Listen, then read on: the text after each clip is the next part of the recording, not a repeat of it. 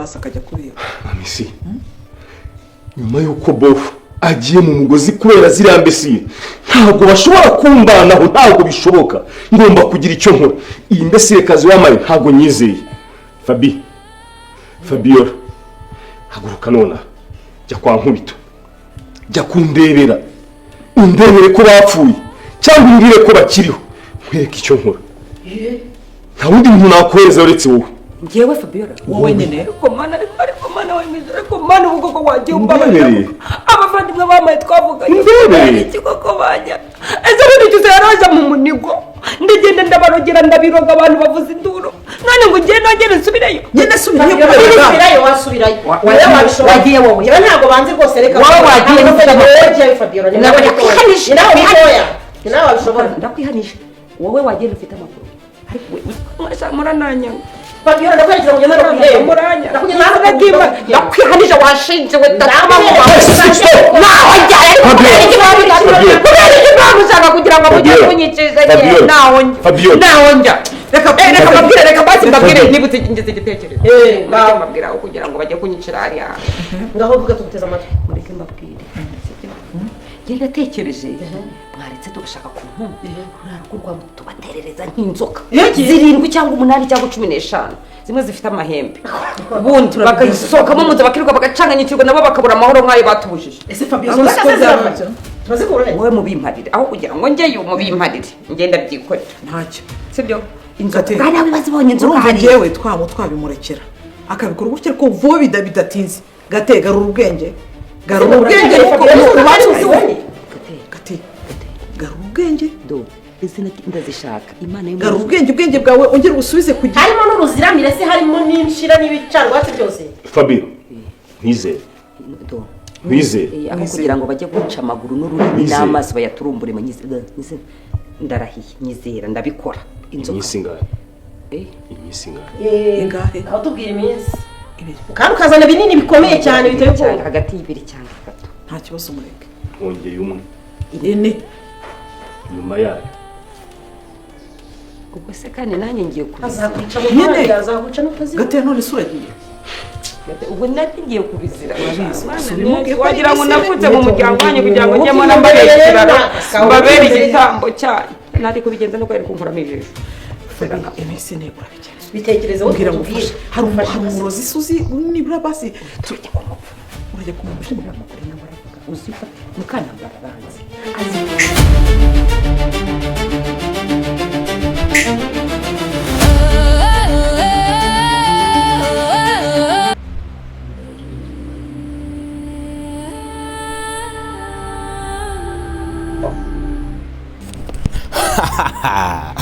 ngaho nguko rero dore uburyo ibintu bimeze. Filime ni Inzira y'Umusaraba. Ndagusuje rero gukurikirana filime Inzira y'Umusaraba umunsi ku munsi udahwema mu by'ukuri gukurikirana iyi filime. Umeze neza. Hanyuma rero abari mu majyaruguru, mu majyepfo, iburasirazuba, iburengerazuba, mu mujyi wa Kigali ndetse no muri diaspora tugiye tubona cyane mwese turabasuje. Mukomeze kugubwa neza. Nkuko maze kubibona rero umunsi kubona ko ibintu bitoroshye, ariko mbere yuko twanzika reka manze mwibariza akantu. Ariko ubundi umeze neza? Niba umeze neza twandikira muri comment ati meze neza, meze fresh, ibintu bimeze neza. Hanyuma rero warebye filime Inzira y'Umusaraba kuva yatangira kugera uyu munsi wa none. Ndagira ngo utubwire nawe bakinyi ukunda, nawe bakinyi wishimira muri iyi filime Inzira y'Umusaraba. Ese niki wigiramo muri rusange? Ako ngako karaza kuba gahagije. Hanyuma rero twanzikira ahangaha. Ariko mbere yuko dukomeza gake buretse manze mbaza umuntu ahangaha. Ese ubundi umuntu nazanye uyu munsi muramuzi?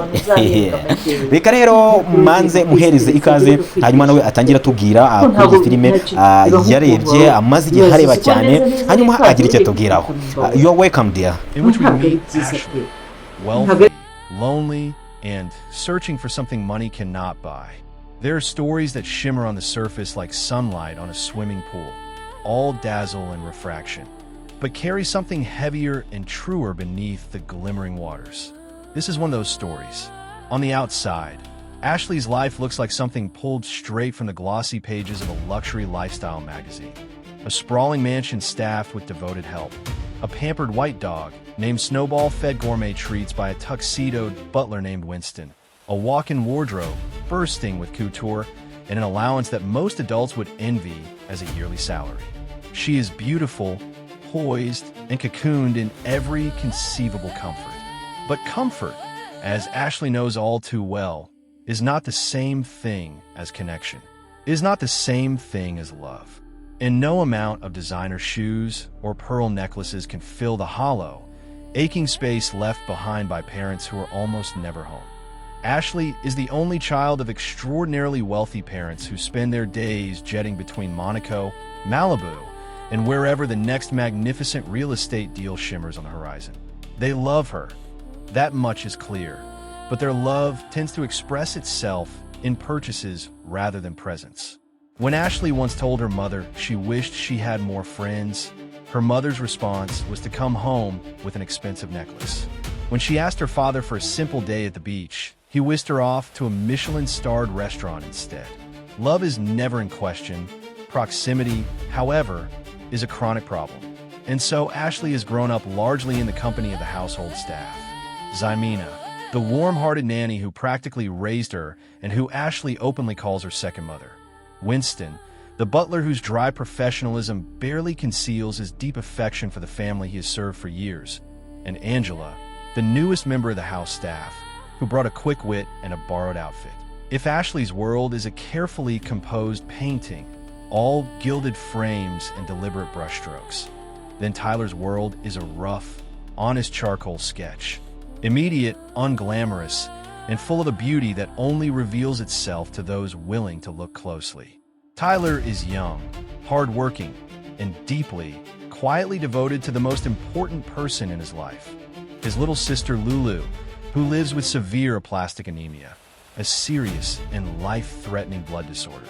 Their parents died some years ago, leaving Tyler to shoulder the weight of being both older brother and primary caretaker, with the help of their Aunt Angela. In a twist of plot that would feel improbable in fiction, but land with a kind of sad inevitability in real life, has recently taken a job as the newest member of Ashley's household staff. Tyler does not know this connection will later be weaponized against him. He only knows that Angela needed steady work, and that he needs steady tips, and that delivering pizzas is the best option available to a young man with limited formal opportunities and unlimited familial responsibility. Lulu is his joy and his purpose. She is bright-eyed and quick with laughter, the kind of child who can find delight in a hot dog eaten in a parking lot, and who wears her medical challenges with a lightness that humbles everyone around her.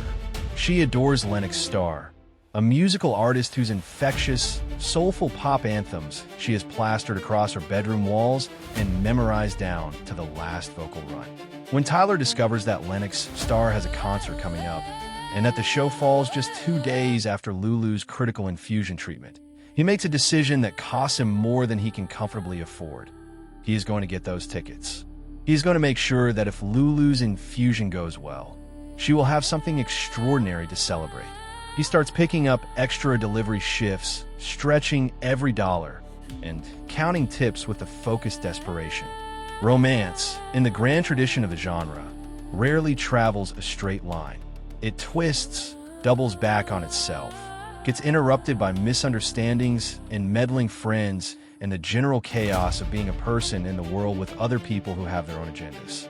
The courtship of Ashley and Tyler is no exception, and its most immediate obstacle is not their difference in wealth, though that gap is vast and impossible to pretend away, but rather the convergence of outside forces that have decided, for entirely separate reasons, to keep them apart or bring them together for entirely the wrong reasons on Ashley's side of the equation. There is pressure arriving from multiple directions simultaneously.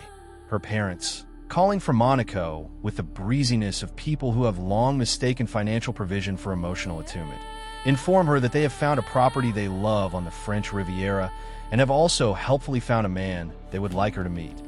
Charles Bowman IV, heir to a $6 billion estate, possessed of actual royal blood, and apparently available. The subtext of the conversation is unmistakable. Ashley's parents have begun thinking about her romantic future as an extension of their financial portfolio, selecting suitors the way they select investment properties, based on yield, prestige, and upside potential. The idea of Ashley pursuing a pizza delivery driver while a prince waits in Monaco is, in their calculus, simply absurd. They are not cruel about it. They are in the way of people who have always had money, simply unable to imagine that their daughter might genuinely prefer something that does not come with a dynasty attached. Maya, for her part, echoes this sentiment with considerably less grace. She is vocally dismissive of Tyler, referring to him as low class and insisting that Ashley can do better, as though human worth were a number on a bank statement.